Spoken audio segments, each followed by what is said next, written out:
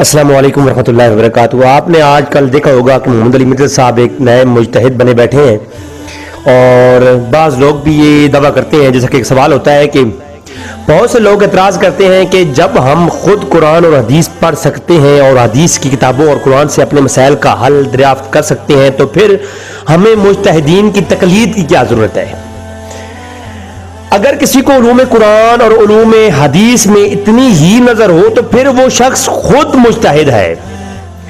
ہم بھی اس کے قائل ہیں، ہم بھی کہتے ہیں اگر کوئی صحیح معنوں میں مجتہد ہو تو اسے تقلید نہیں کرنی چاہیے، وہ تو خود مجتہد پر سے تقلید ساقط ہو جاتی ہے، وہ کسی کی تقلید نہیں کرتا اور اسے واقعہ ہی کسی کی ضرورت نہیں ہوتی، کیونکہ اگر کوئی قرآن میں ناسخ و منسوخ، محکم اور متشابہ اور مطلق و مشروط آیات و لغات عرب کا عالم ہو اور حدیث کے تمام علوم کا وہ ماہر ہو تو واقعتاً اس سے تقلید ساقط ہو جائے گی،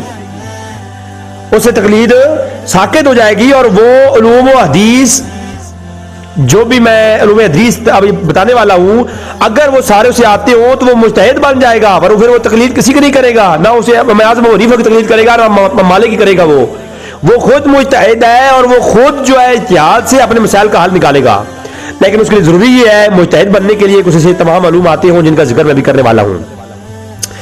نمبر 1، محدث کی صداقت کا علم ہو، اسناد صحیح کا علم ہو، حدیث عالی کا علم ہو، حدیث نازل کا علم ہو۔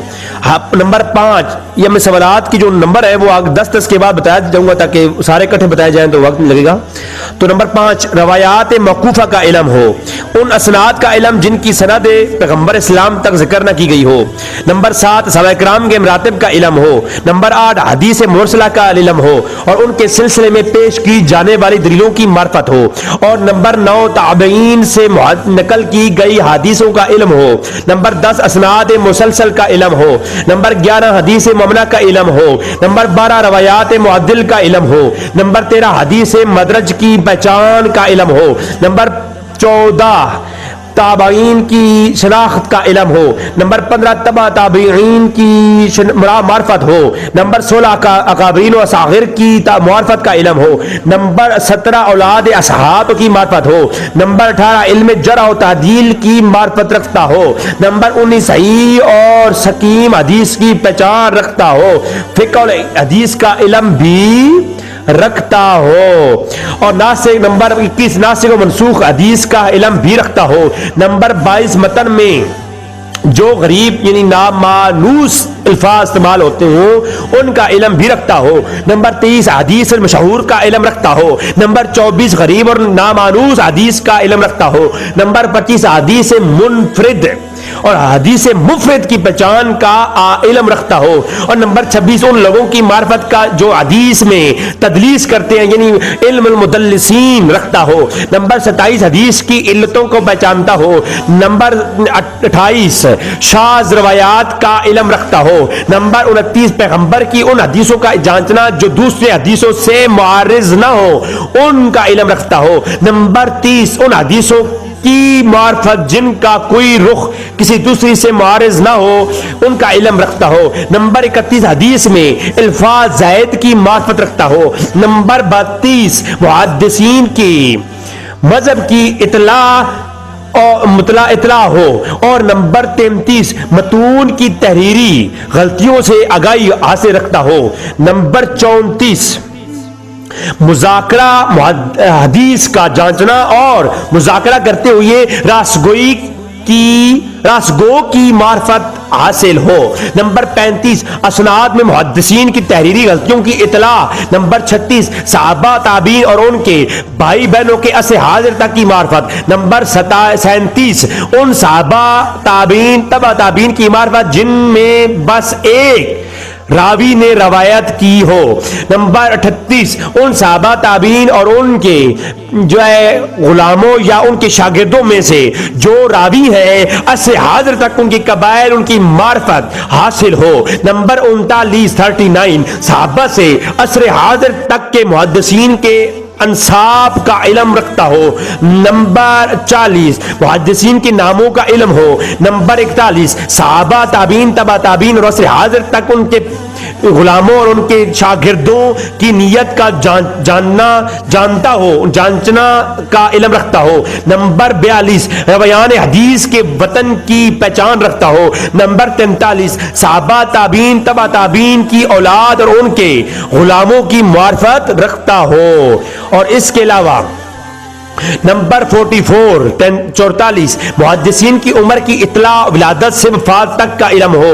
نمبر 45 محدثین کے القابات کی معرفت رکھتا ہو۔ اور نمبر 46 ان راویوں کی معرفت جو ایک دوسرے سے قریب ہے ان کا علم رکھتا ہو۔ نمبر 47 راویوں کے قبائل، وطن، نام، کنیت اور ان کے پیشواؤں میں متشابہات کی پہچان ہو۔ نمبر 48 غزوات پیغمبر اور ان کے خطوط وغیرہ کا علم جو انہوں نے بادشاہوں کو تحریر فرمائے ان کا علم رکھتا ہو۔ نمبر 49 اصحاب حدیث نے جن ابواب کو جمع کیا ہے اور ان کے معرفت اور ان ابواب کو کی جستجو کی جائے کہ جو ابواب جو حصہ حدیث کا محدثین کا ضائع ہو چکا ہے اس کی جستجو رکھتا ہو۔ اور نمبر 50 اس کے علاوہ نمبر 50 پہ میں کچھ حدیثوں کی قسمیں بتاؤں گا جن کا اسے علم ہو پھر وہ مجتہد ہے۔ نمبر 1 صحیح حدیث کیا ہے، نمبر 2 حسن حدیث کیا ہے، نمبر 3 ضعیف، پھر مستند، پھر متصل، پھر مرفوع، پھر موقوف، پھر مقطوع، پھر مرسل، پھر متعل، پھر تدلیس، پھر شاذ، پھر غریب، پھر معنن، پھر معلق، پھر مفرد، پھر مدرج، پھر مشہور، پھر مصحف، پھر عالی، پھر نازل، پھر مسلسل، پھر معروف، پھر منکر، پھر مزید، پھر ناسخ، پھر 27 نمبر منسوخ، پھر 28 نمبر مقبول، پھر 29 نمبر مشکل، پھر 30 نمبر مشترک، پھر متلف، پھر مختلف، پھر متروک، پھر متروک، پھر موول، پھر مبین، پھر مجمل، پھر معلل، پھر مضطرب، پھر محمل، پھر مجہول، پھر موضوع، پھر مقلوب، پھر حدیث المعصور، پھر قدسی، پھر عزیز، پھر سائر السکہ، پھر موثوق، پھر متواتر۔ یہ 49 حدیثوں کی قسموں پر وہ عبور حاصل رکھتا ہو پھر اسے حق حاصل ہے کہ وہ جو ہے وہ مجتہد ہے اور اسے کسی کی ضرورت نہیں ہے تقلید کرنے کی، اور وہ حدیث سے اور قرآن سے وہ اپنے مسائل کا حل کر سکتا ہے اور وہ خود مجتہد ہے۔ اور ایسے شخص کے لیے کوئی اسے کہنا بھی نہیں چاہیے کہ تم کسی کی تقلید کرو، اسے امام اعظم و حنیفہ کی تقلید کرنے کی کوئی ضرورت نہیں ہے، وہ اپنے مسائل خود حاصل کر سکتا ہے، حل کر سکتا ہے۔ یہ پیغام تھا محمد علی مرزا کے لیے، تو دعاؤں میں یاد رکھیے۔ آپ کا دوست رضوی بھائی۔